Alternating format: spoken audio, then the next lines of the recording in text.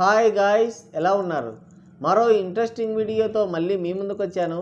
ఈ వీడియో చివరి వరకు చూసి నచ్చితే ఒక లైక్ వేసుకోండి. ఓకే, ఇక వీడియో స్టార్ట్ చేద్దాం. బాక్స్ ఆఫీస్ దగ్గర గొరిగేన్ కనకరాజు వర్సెస్ సాంబార్ కనకరాజు మధ్య వార్ నడుస్తుంది. నిన్న గొరిగేన్ కనకరాజు గొరిగేశాడు, ఇప్పుడు సాంబార్ కనకరాజు వంతొచ్చింది. జస్ట్ ఇప్పుడే సీడీ సినిమా చూశారు మన టేడ్ పండితులు. సీడీ అంటే ఏ డీవీడీనో క్యాసెట్ అనుకోవద్దు. సీడీ అంటే మన లోకి కనకరాజు నటించిన సీడీ సినిమా అన్నమాట. ఇక సినిమా ఎలా ఉందంటే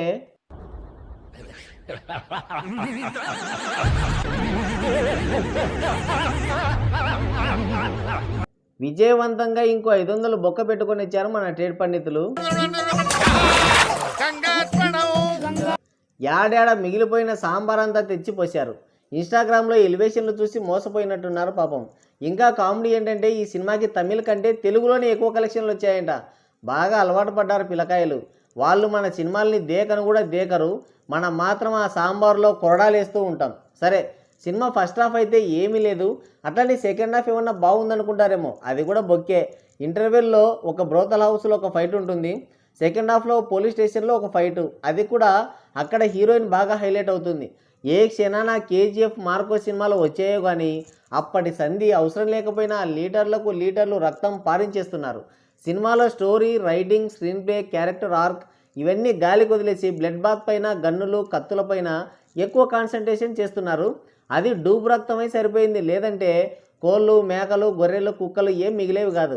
ఇక సినిమా స్టోరీ ఏంటంటే లోకి అన్నయ్య ఓ క్రిమినల్. స్టార్టింగ్లోనే ఓ పోలీస్ వ్యాన్పై అటాక్ చేసి అందులో ఉన్న వెపన్స్ ఎత్తుకుపోతాడు. ఎక్కడన్నా దాక్కుందాం అనుకుంటున్న టైంలో ఒక అమాయకుడిని కొట్టి చంపేసి డబ్బులు దోచుకుంటాడు ఓ ఎస్ఐ. కొడుకుని బాగా చదివించాలని పొలం అమ్మిన డబ్బులు అన్నమాట అవి.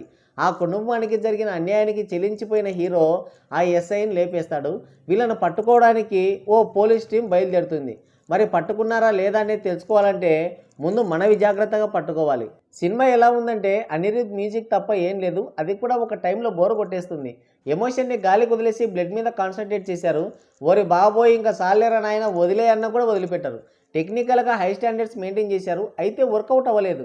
ఫస్ట్ హాఫ్ అయితే పరమ బోరింగ్, బట్ సెకండ్ హాఫ్కి చాలామంది కనెక్ట్ అవుతారేమో.